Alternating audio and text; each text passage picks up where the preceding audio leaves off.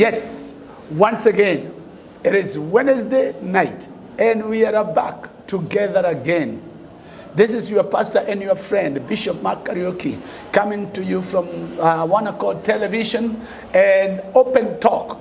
You talk or I talk, or we hear one another, and we move forward in the name of the Lord Jesus Christ. Remember, Open Talk is a forum where we bring in guests and we just chat. We just talk openly. We can talk about anything. But the aim is to bring in information, to bring in correction, to bring in reproof or rebuke, to bring in a stirring up, to stir up that which is in you, to bring in comfort, that whatever is required. I pray that you will receive it from our discussion tonight. But remember, our base, our foundation is the Word of God. We are founded on the Word of God. So whatever we discuss here, we base it on the Word of God, and it's founded on the Word of God. And all the guests that we have brought have been very, very tremendous. They have been a big blessing to us. And last Wednesday was great.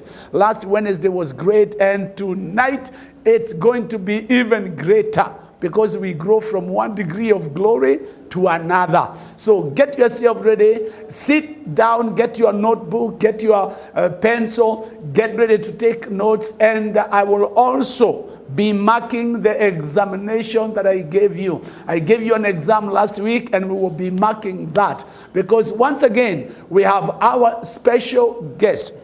And our special guest tonight again is Mr. Waithaka Gatumia, who is the CEO of Centonomy. There we go. Centonomy.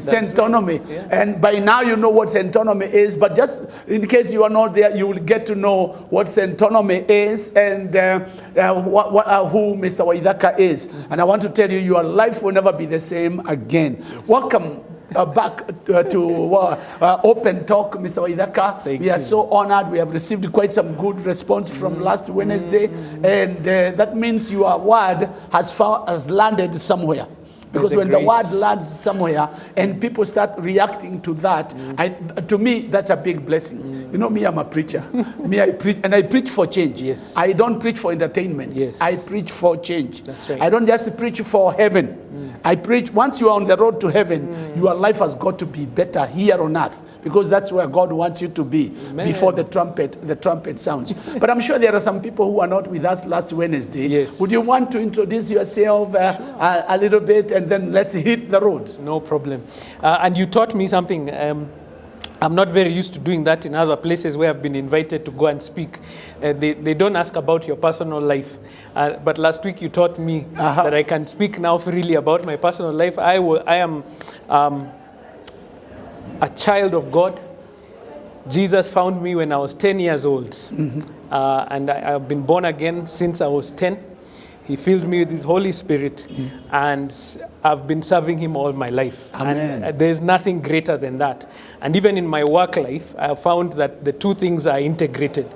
In fact, I was so excited because I tell people I'm a preacher of two gospels, the gospel of Jesus Christ and the gospel of Centonomy. And as I go further and further, I'm finding that they are related, because Jesus came that we might be set free. And what our goal is at Centonomy is to help you find financial freedom. That's what Centonomy is. Cent, which means money, and autonomy, which means independence. So financial independence, that freedom that comes from that. Yes, I am a husband to one wife. One wife. I've got 3 beautiful daughters, and we are growing together in this faith, but also growing in our knowledge and our wealth creation, because it's not something that happens once and it's over. I loved when we were talking before, where you said being born again is just the beginning of the journey.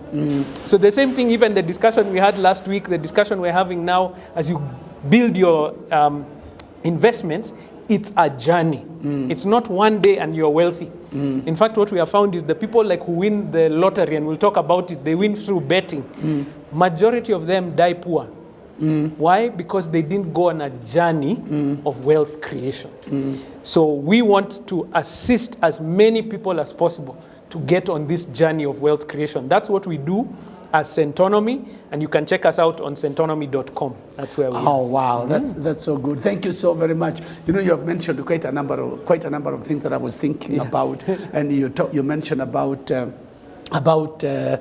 being born again when you are just a young boy of 10, and now you are a young boy of a little bit grown, living almost 40 in a few months. 40. Yes. Wow, and you are living in the midst of women. You are protected by four ladies in the house. So you must be feeling very loved. In fact, there are more than that. I always joke in our class that I'm the only male in my house. Yeah. You know, I have my wife, 3 daughters, the house help, even the dog is female. Wow. So I am the only male in my house. So I'm very loved. You must be very, very, very loved. And also the fact that you are able to teach these things, because you know, a lot of people think that being born again is having porridge in the head. And I think this is something that we need to put to the people, that those people who are born again do not have porridge here. Yeah. They think. Yeah. And we have the mind of Christ. We do. And you know, I was thinking, even when you're talking about Jesus, I thought about the mission of Jesus. The first words that he said, the Spirit of the Lord is upon me. So that to preach the good news, the gospel, to the poor. Yes. That means that our preaching should be able to tell the poor, you are not condemned into poverty. Yes. And to set the captives. To set the captives free. So there is that which we will need to look at and realize that actually Christianity is the real thing. Yeah. It is the life. It is. Don't just sit there and say, you know me, I went to campus and I was taught about this theory that we came from the ape. So why don't you live with the apes? If you came from the apes, you go live with the apes. Anyway, let's not get into that for now. No. But last week, when we were together last Wednesday, we talked quite some about the three principles. That's right. And the principle number 1 was pay yourself first. You pay yourself first. I don't know how many of you have started paying yourself first. This is easy with the ladies. It will be easy with the ladies because you see, even before they bring the food on the table, they have paid themselves first in the kitchen. in the kitchen. Yes. But it's something that we need to learn. In other words, you have to value yourself. Correct. You have to value yourself. And then principle number 2, track your spending.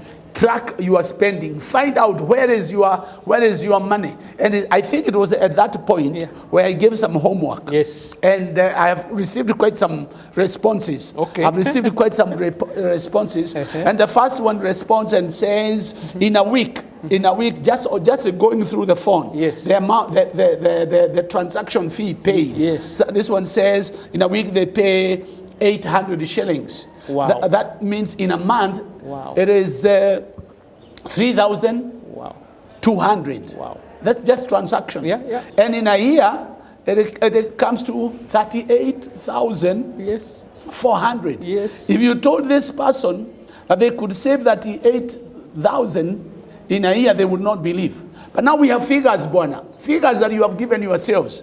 Another one was 508 in a week, just transactions, just through the M-Pesa thing, 508. Now that in a month was 2,032. I've done my mathematics. Have the mathematics here.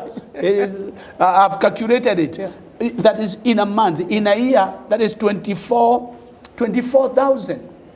Oh man. Another one said, me, I don't spend much. Me, I only spend 200 in a week. But when you multiply that by 4, that is 800. You multiply that by 12, that is 9,600. That's a lot of money. And there was another one of 800, 9,600. Then there was this one. This one was crazy. This one was crazy. 1 week had spent 1,375. Transaction cost alone. That's the transaction cost Not sending the money. Not the money you are sending. The transaction cost, how much you pay Yeah. for the privilege of sending the money. This is part of the billions. Correct. And this one in a month was spending 5,500. In a year, this would be 66,000 Kenya shillings. 66,000 Kenya shillings. I don't know how many bicycles those are, or if it's Bishop, yeah. that is a boda boda. This is enough money to buy a boda boda. That boda boda will put 300 shillings in your pocket every day. Oh, man. Somebody get delivered. Somebody has got to be delivered tonight. Tonight is your night of deliverance. You think about that. In a year, 66,000. Not the amount of money you have sent, but the fee, the transaction fee that you have paid. I think this is what you have been waiting for all your days. And I pray that you will capture something. Now you keep calculating. I know some of you just forgot as soon as I said it, but now I'm challenging you again. You calculate just in a week. A normal week, you go to end month and find the first week, the last week of the month, and the first week of the month, and see how much money that you spend, and see what you could be able to save. And here we have not looked at the chips we have eaten, and the pizzas, and the little things that we have spent.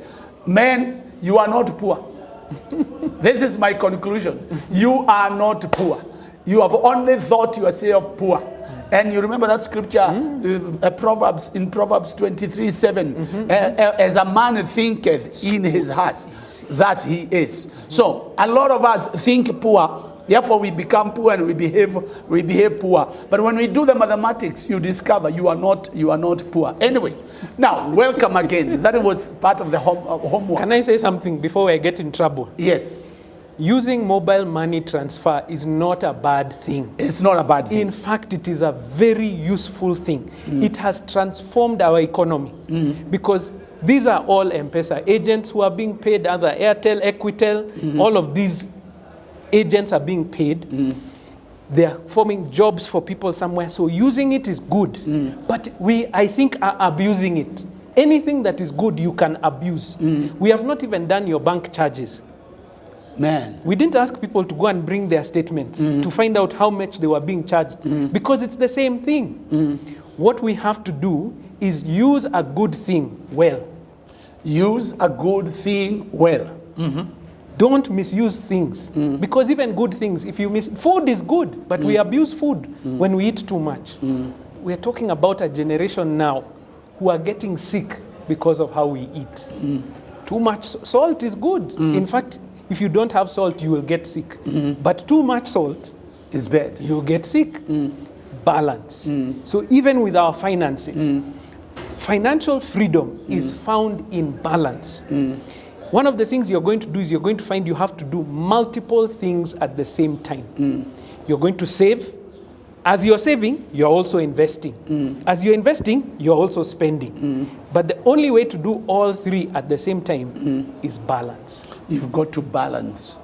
And you teach on how to balance in Centonomy. Yes.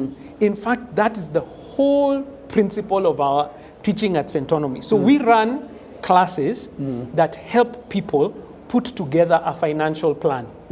Most of us, our financial plan is somewhere in the back of our mind. It's a very general, vague thing. Bishop, you'll ask somebody, what do you want in your life? They'll tell you, I want to be rich. Rich means nothing. My next question is, how rich? Give me a number. And by when? Now you have a goal. Okay. Before, you just had a vision. It's out there. But what does the Bible tell us about it? About visions? You should do what? Write it down. Write it down. Turn that vision from just being a vision to a goal. A goal has a timeline. When? And it has a cost. How much? Can I give you an example? 2 years ago now, a guy called Eliud Kipchoge had a vision. His vision was, I want to break the world marathon record. Okay? That's just a vision. Any one of us can have it. But he changed that vision into a goal.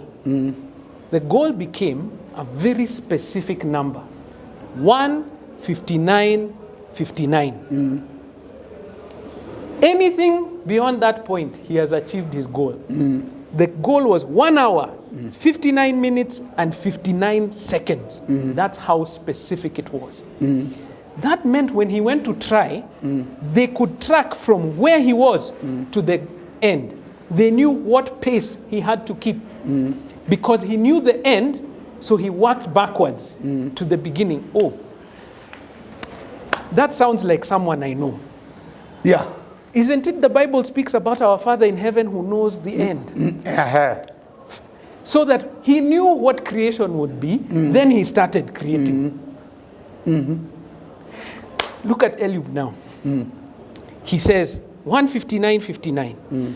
So he has pacemakers. I don't know if you remember watching the video. I did. They even had a laser on the floor with a car moving at that pace to make sure, don't slow down. You have to keep that pace. Because if you keep this pace, by the time for 2 hours later, less than 2 hours later, when you arrive there, you will have achieved your goal.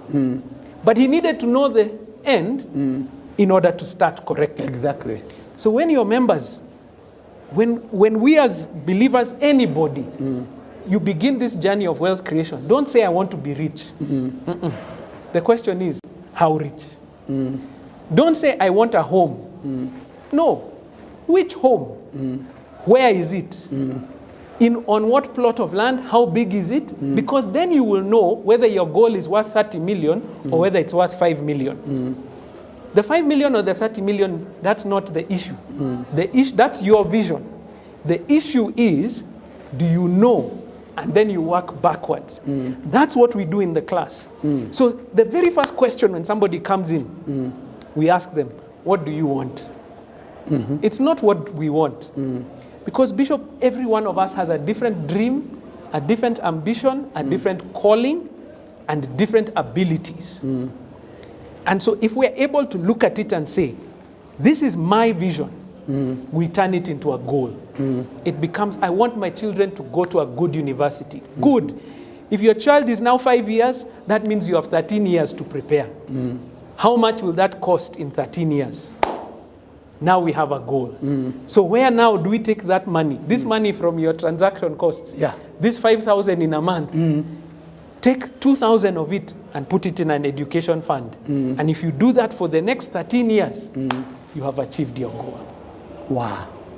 Wow. So anytime you're thinking about your personal finance, you cannot be general about it. You can't be, oh, I'll get to it at some point. I'm working on it. You have to be purposeful so that you're saying, this is where I'm heading. Good. Because of where you're going, this is the cost of it today. And based on that, anyone can achieve their dreams. Anyone. We have seen it over and over again, where someone comes from nothing and achieves their dream. Someone comes from poverty. In fact, someone who's not educated, and yet they surpass even those who are educated. I loved what you said before when we were talking. If wealth creation was about education, the wealthiest people in the world would be professors. You are right. When you read those lists of the wealthiest people, are any of them professors in university? None of them is. None of them is. It has nothing to do with education. It has to do with your purpose and what you said before, your discipline. So when somebody comes into our class, we don't come and tell you this is what you're going to do. You start here, you do this, you do. No, we ask you, Bishop, what do you want? Then you'll tell us, I want this, this, and this. Good. Now we have a goal. So how do we get there?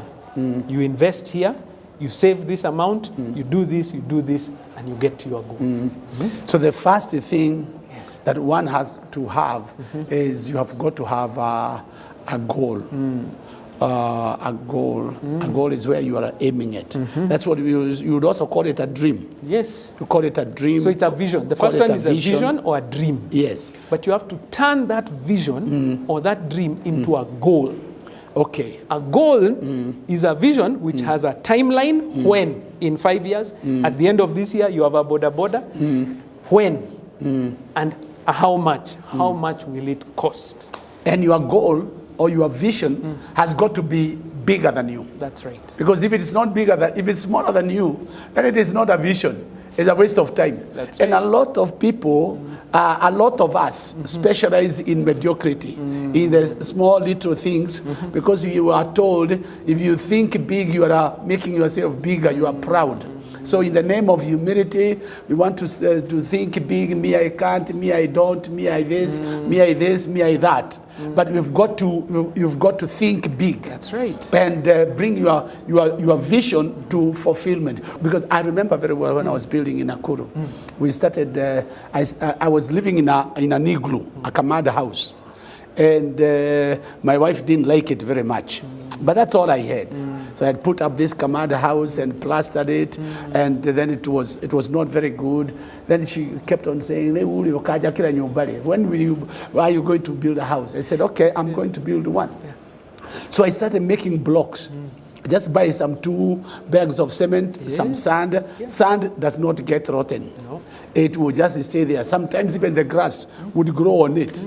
But then after I get some little money and make some few blocks. After some time, the whole compound was covered with the blocks.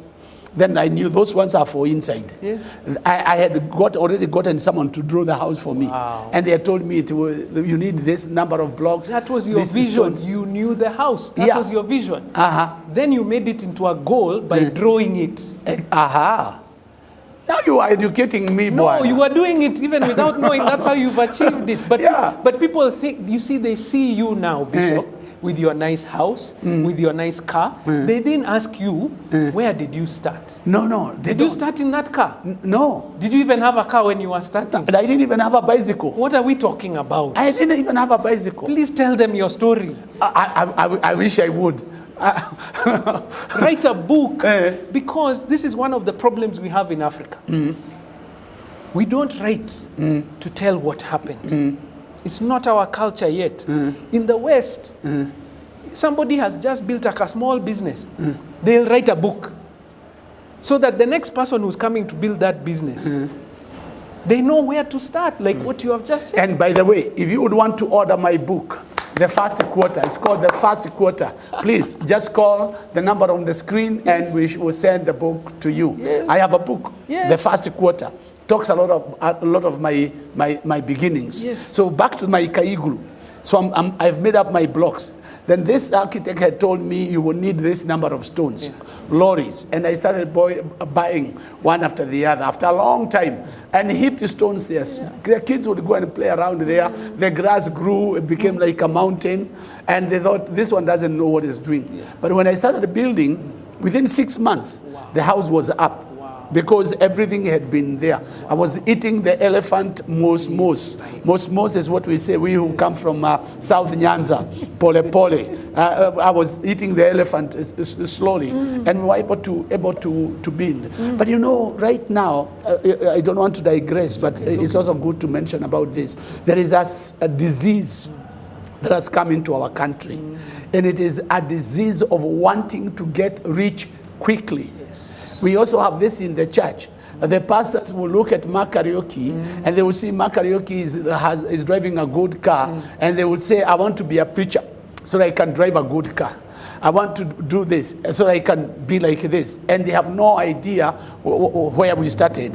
Then there is also this disease that has come of betting. That now you just use 20 shillings and you can get 20 million. In fact, someone wrote to us. Someone wrote to us a text message a few weeks ago and said, please pray for me. I am believing God. I want God to give me 20 million US dollars. 20 million. Pray for me so that I can serve God. And we all hide in serving God. And I'm trying to tell them, when I started serving God, I didn't even have 10 shillings. Yes. Me, I just started serving God. Even I used to walk from Langa Mwisho to the Holy Town Hall to go and do my Bible study. But I didn't have the money. But so you don't get into the ministry to get money.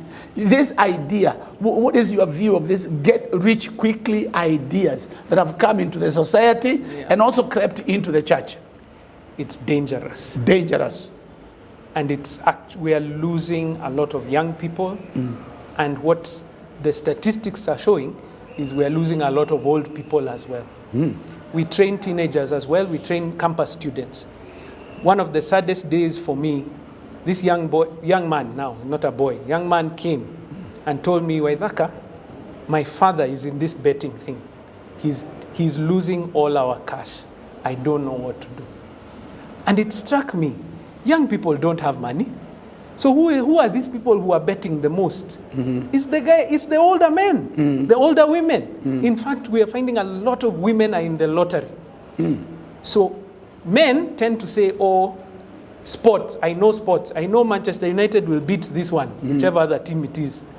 So I'm going to put money there because I know. Ladies, they're like, hey, 50 shillings, and we can possibly win 50 million. So they just put every so often.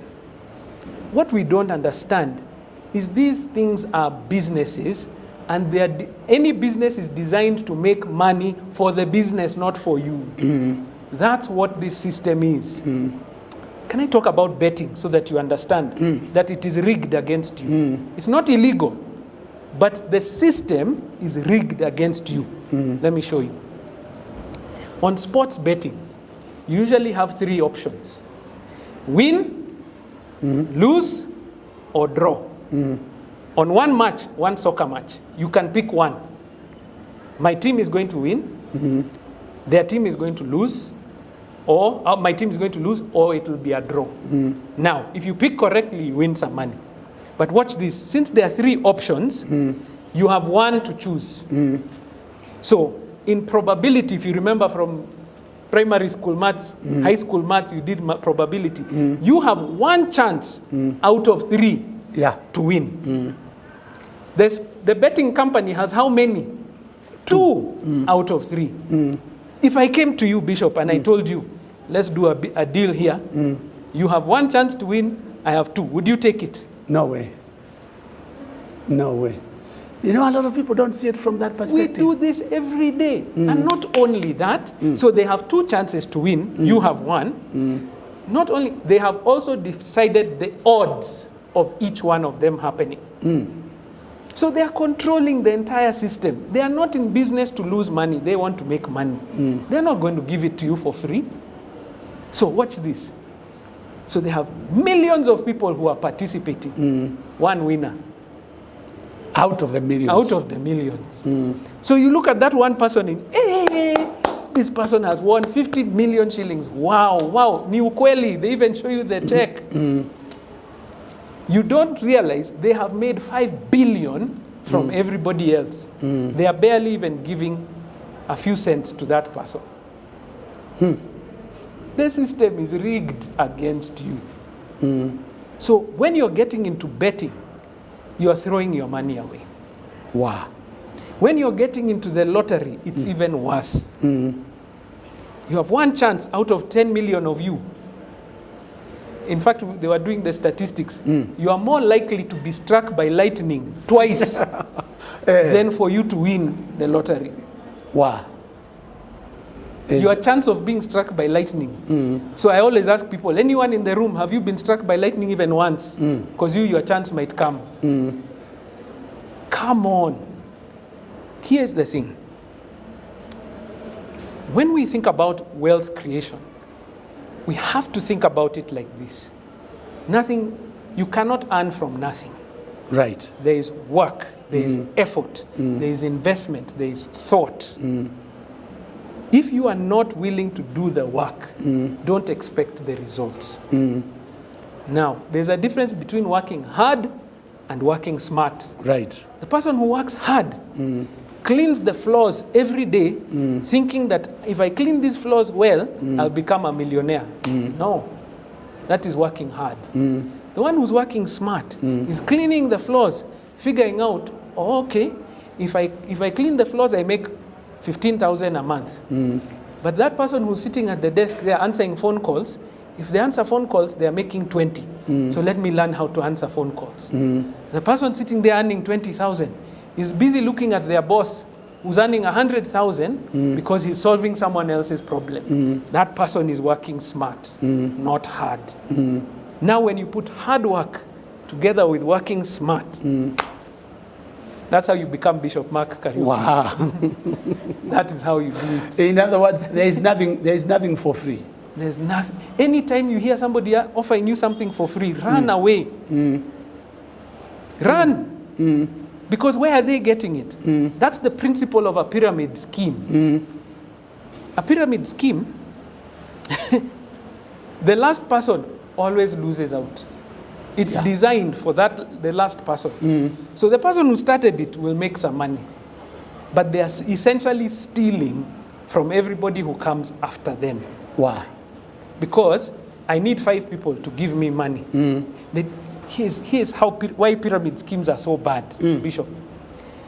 We have, if I sell you something and I get 6 people, they pay me 6 people. Those 6 people get 6, each of them. Those 6 get 6. By the time you've got to number 13, line 13, just 13 away from me, that's more than the population of the whole world. Wow.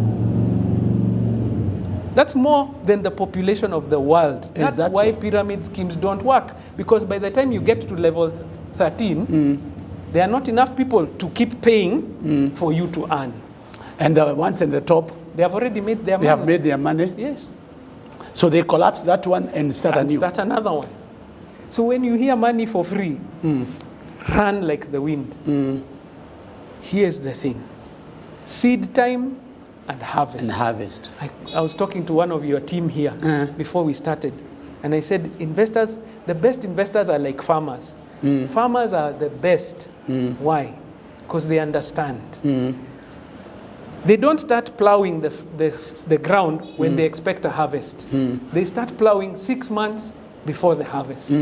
They get the soil ready, then they wait. Then they put some manure, then they wait. Then after the soil is ready, they throw the seed. After they've thrown the seed, they wait. As the seeds grow, there's some weeding to be done. You remove the weeds and you wait. And after a while, the harvest comes. That's how to think about this. Wow. Just to pause there, let me also say, in a few months, I'll be posting. I will start harvesting my bananas. I am farming bananas. I will be harvesting my bananas. So I will post it on your Facebook. And if you need bananas, you will get in touch with me. Now I am preparing the market. I'm now preparing the market for my bananas. Yes. And very soon I will be having some kienyeji chicken. Good. I'm going to be I'm working on some kienyeji chicken. Good. And very soon I will be calling you for some kienyeji eggs, some kienyeji drumstick. Yes. If we can get this, that God wants us to work, we will not be bothering running to every meeting, pray for me to get money, pray for me to have this, pray for me to have this. We need to work, and I'm so glad you said it. You need to work hard and work smart. Yes. Not just work hard, but it's to work hard and to work smart. And to avoid the lie of you can get rich quickly. No. And once you avoid that, then you are able to see, okay, so what do I do? This is my elephant. Let me eat it and eat it pole pole. Now, there is also the issue of loans. I don't know what advice you would give us to us, because some of us are overclouded with loans. That you try to move, you have all this weight sitting on you. Here's the thing. So there's a faith perspective, and then there's the reality perspective. I think on the faith perspective, there are certain churches that teach debt is bad. Now, I'm not going to come and try and preach to them and tell them debt is good. So based on that, you follow the faith that you have, that God has given you. But if you are in the space in which you borrow, let me give you some advice. You remember we talked last week about assets. Focus on assets. Here's a good way to think about it. Good debt goes to assets. Bad debt goes to consumption. Okay. Let me explain. So if I borrow, let's say 100,000, and I go buy a plot, that plot over 2 years, it goes from 100,000, now it's worth 150. That has grown. Yeah. When I sell it, I will make money. That is an asset. If I borrow that same 100,000 and I buy a motorbike for myself to be going from home to the office and back, I'm losing money because I'm paying for the money. I'm paying for the bike. The money I'm paying for the money is called interest. I'm paying interest on the loan. The bike is also taking my money. I'm actually losing money in that transaction. So over time, I've lost. The person who bought the plot is making money. The person who bought the motorbike is losing it. Now, does that make the motorbike a bad thing? No.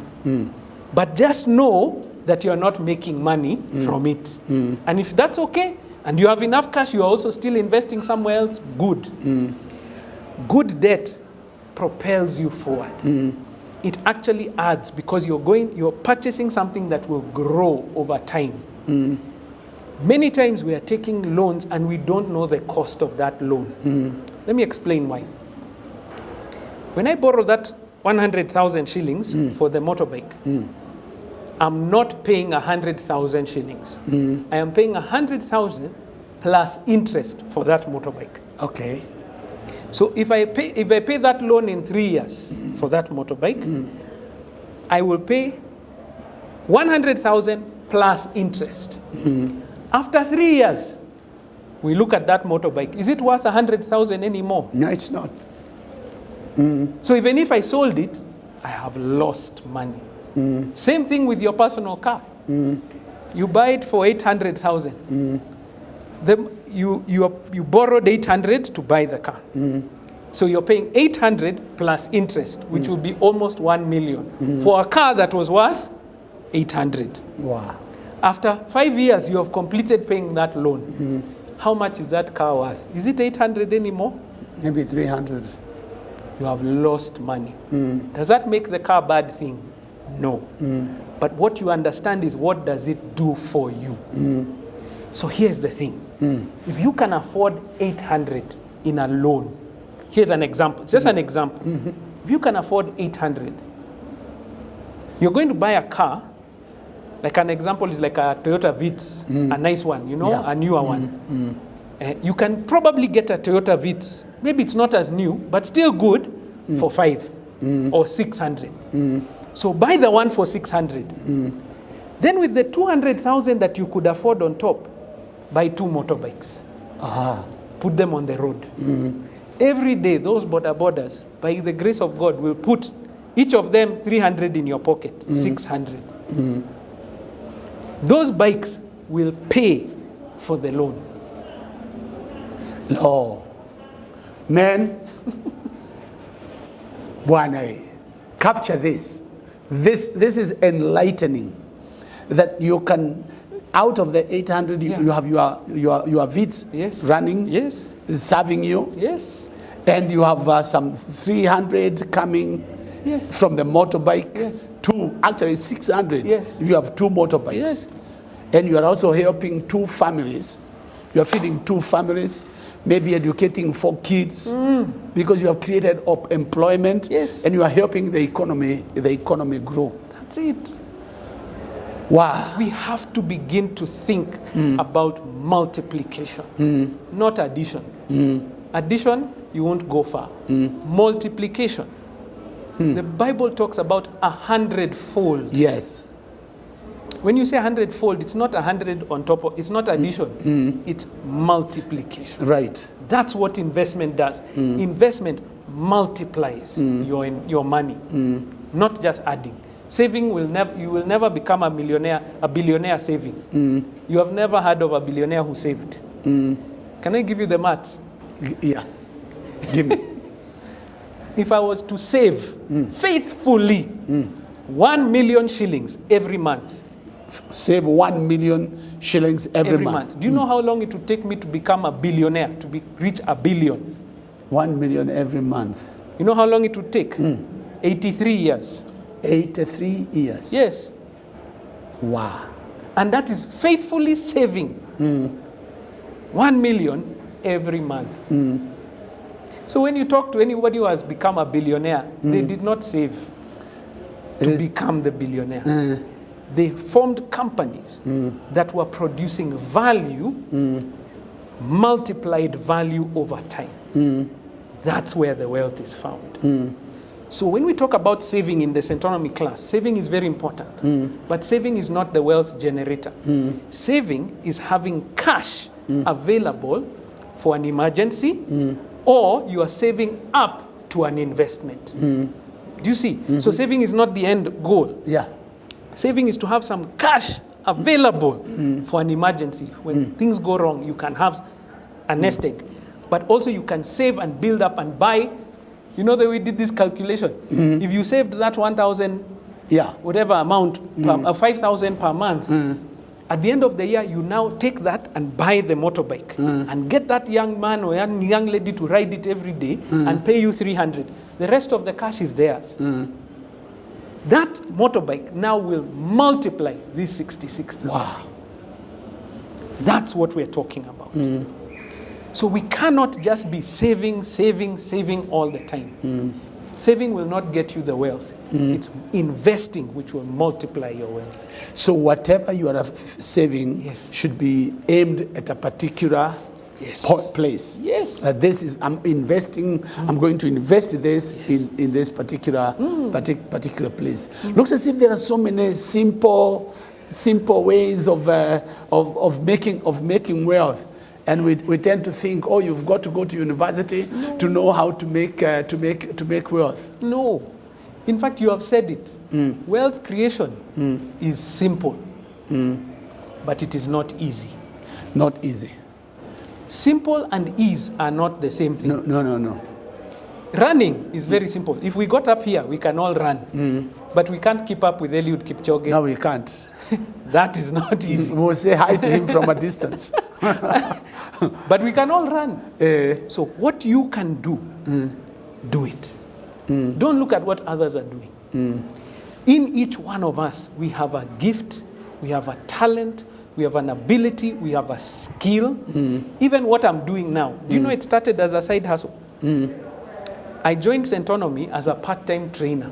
Oh. Yes. Okay. We used to provide services. My company would provide services for Centonomy. I was a service provider. And we had attended enough of their seminars and all the things that was going on. So I had some of this knowledge. When I saw an advertisement, they were saying, we're looking for part-time trainers in the evening. I said, what do I have? I have time, because after work, I'm not doing anything else. So I have that asset of time. The other thing is I can communicate. I have been trained to talk, and God willing, I'm talking, so hopefully the message is coming across. So I took it up. So I used to go in the evenings after work. I go for 2 hours, I train people. And I was earning money. My question to you is, when you finish work at 5 o'clock when you've been working for your boss, what are you doing from 5 to 10 o'clock when you go to bed? Most people spend hours just sitting in traffic. Yeah. They go home and sit in front of the TV, and then they sleep. Between 5 and 10, is there something you could do that could earn you some cash? What? Bishop, I was challenged. I came off a plane at Wilson Airport, and I ordered an Uber to get home. The Uber came, and the guy who was in it was sharply. I had never seen an Uber driver dressed in a suit and tie. This guy, I had to ask him, my brother, you look very good today. Why? I've never seen an Uber driver like this. He said, oh, thank you so much. I'm just heading home also. What do you mean you're heading home? That Uber driver is a pilot. He's a pilot. He had just finished his training at Wilson Airport. After he finished his training, he switches on the app and he waits. So that when he's driving home, he has at least one passenger every day. Wow. Wow. Ideas. I think this is what we need. We need ideas, new ideas, thinking outside the box. Even just thinking. There's a book by a gentleman called Napoleon Hill. It's called Think and Grow Rich. And he argues in that book that most people don't think. We don't. We simply do what we were told. And he's saying, on Saturday, don't even spend the whole day. Spend 30 minutes thinking. You bought a plot. You have a plot somewhere. But you have never thought, what can I do with that plot?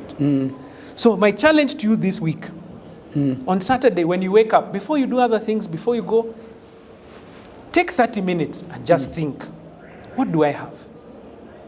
I was challenged about that. When I was a younger man, I used to serve in the church, I play the guitar. And I used to train people to play. Anyone who asked, come, I'll show you. I go to the church, we sit, you come with your guitar and we play. So one gentleman came to me and he said, well, I hear you train people on guitar. Can you train my son? I said, yeah, sure, no problem. Bring him, we meet on Saturdays here at the church. I'll be happy to have him. Then he said, how much does it cost? Oh, no cost, it's free. What do you mean?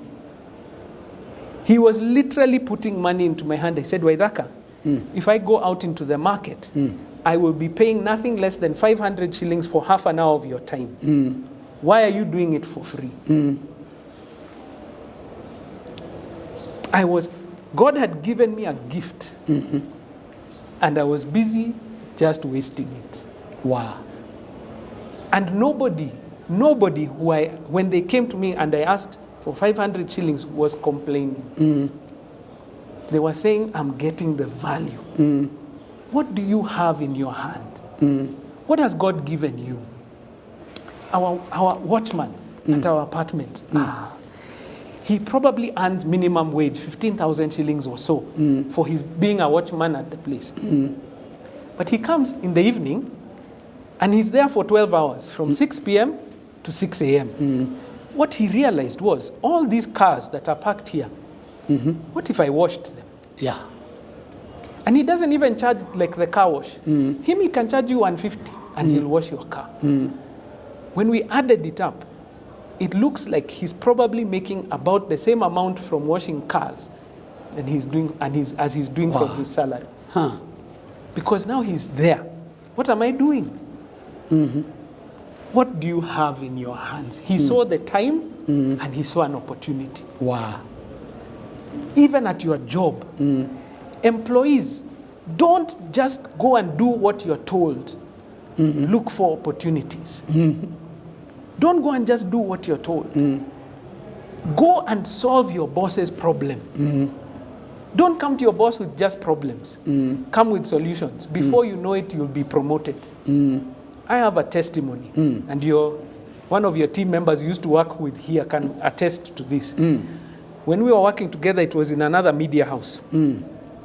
I studied communications when I was in school. So when I came out of school, I went into media. I started my job as an unpaid reporter on radio. I was not paid for 2 months. I worked for free for 2 months. After 2 months, I was hired as a reporter on radio. In 3 years, I was the head of the radio department. Wow. Wow.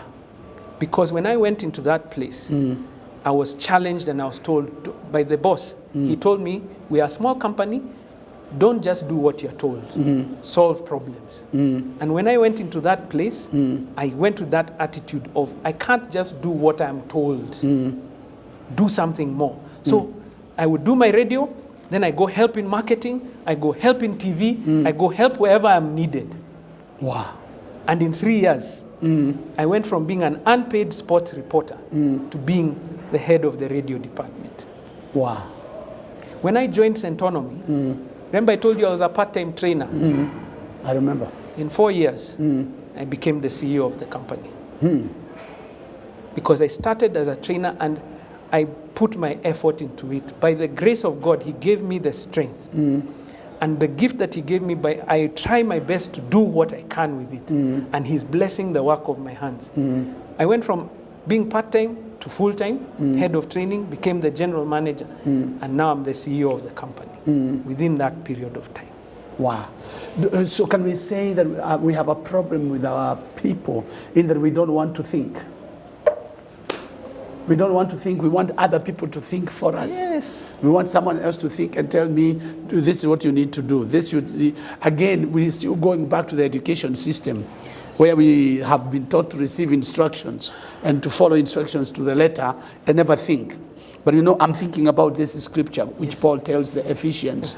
In Ephesians 3 and verse number 20, it says, now unto him who is able, he's commending the Ephesians, and to him who is able to do exceedingly abundantly above, to God who is able to do exceedingly abundantly above, that which we ask or think.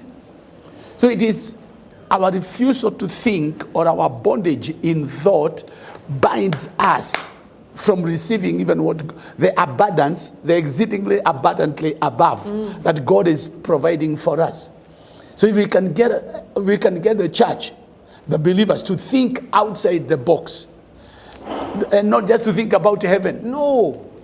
We are in Kenya. We were put here. Yeah. The dominion is here. The dominion of man is here. We were given the authority on this earth. Can we do something with that authority? And it was, we are waiting for everybody else to give us. Africans, wake up. We are waiting for aid to come from another place, investment to come from another place. We were just discussing before we came on air, and I was telling your team, do you know, Bishop, on the Nairobi Securities Exchange, the stock exchange here in Nairobi, over 60% of the transactions are by foreigners. Is that so? Yes. Where is your money, Kenyans? Why aren't you investing? Others are seeing your market is growing, so they are bringing their money here to grow. Wow. Well, as we are sitting and watching it and saying, wow, that's great. It is time for us to wake up and start doing the job. Yes. So rise up and think, Bwana. Don't just sit there.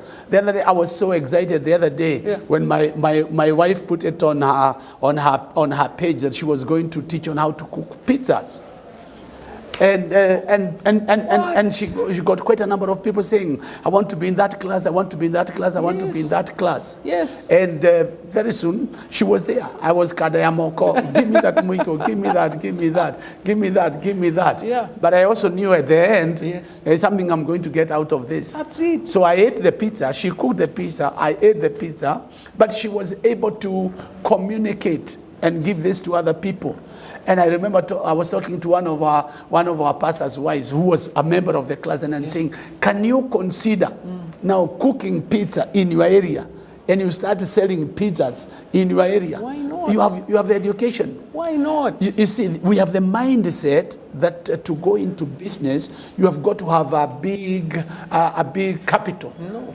I don't know what you could say about that, the capital in business. You can start a business with zero capital. Zero capital. Like tell us, Bwana. Like this business that we are doing here, talking. How much capital do you need to talk? Hakuna?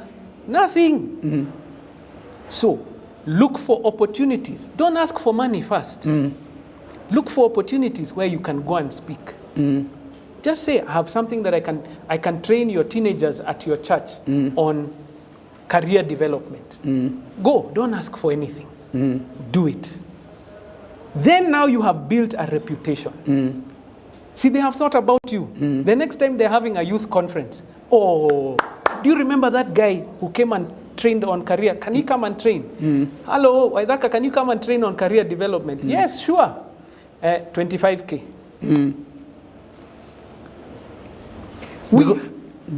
We have to stop waiting for someone else to come and tell us what to do. God gave you a mind. He gave you abilities that you have. Use them. Use them. We had an amazing funny story. I know people love this lady, Teacher Wanjiko. You know her, the comedian. Yeah. Teacher Wanjiko. I met her one time. She spoke at one of our events. Yes. And she tells, when she started, you know, there's not a lot of money in entertainment when you're just starting. So she was saying she used to go and act here in, you know, at in any of these theater groups that are around. She would act, and there was not a lot of money. So how she would make money is through mitumba. So she used to go and buy and go and sell. But she was so clever. I laughed at this. She would only buy clothes that could fit her. Clothes and shoes. So that when she goes to sell, the ones that don't sell, she has some clothes for herself as well. But it started there. She didn't just wait for her gift, the entertainment to pay her. She was doing something else to keep growing. When you do an account for most people, you'll find that time is one of the biggest assets. I want you to do maybe on one of these shows, a challenge to you, Bishop. Show people what your day looks like. Because people will never believe. What time you wake up to pray. Yeah. What time you wake up to prepare your sermon. After you've done that, your bananas. After you've checked on the bananas. The spinach. After you've checked on the spinach, this program that you're producing. Is there a time that you're just sitting and doing nothing? No. People who have found success are busy. You are right. By the time I hit my bed, I value it. I value my bed because I am there, I'm exhausted, the body is exhausted, and I just want to sleep. And the goodness is when you sleep exhausted, by the time you wake up, you are alive, fresh, and ready to go. But a lot of people are afraid of hard work. They are. They're afraid of hard work and do not know how to work smart. I am trusting that just from this program, at least someone will pick on how to work smart. I pray so. Well, I think we have a duty and a calling to bring this information to the people. Now, if someone wants to come to your class, how would one come to your class? It's very and easy. What are the qualifications? No qualifications required. Just come with a good attitude to learn. But, so we have multiple classes. As I said, we train on personal financial management, entrepreneurship, which is how to run a business, and career development.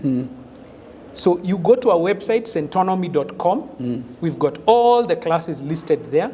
You pick one and register. Like now, the next classes are starting in the month of June. The first week of June, we start. So this is a good time for you to go there and register. Once you've registered, there's a registration fee for each one of the classes. We will call you and tell you all the things that are required. We provide the manuals that you're going to use. All our classes, because of COVID right now, are online. So you just log in to the class, you take it, and you go. How we run our classes is very simple. One class per week for the course.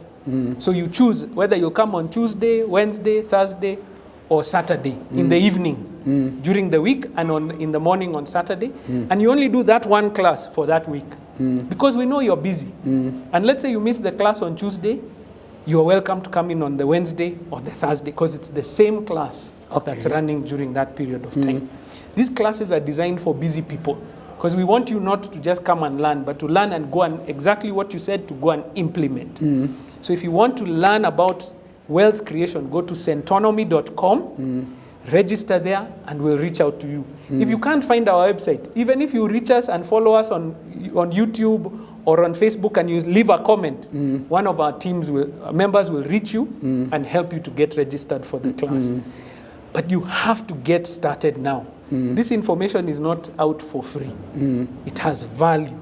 But for most people, within 1 year, they have gotten back their value. Let me give you an example. Most people don't know that if you pay just a little bit extra on your loan repayments, maybe your loan repayment is 10,000.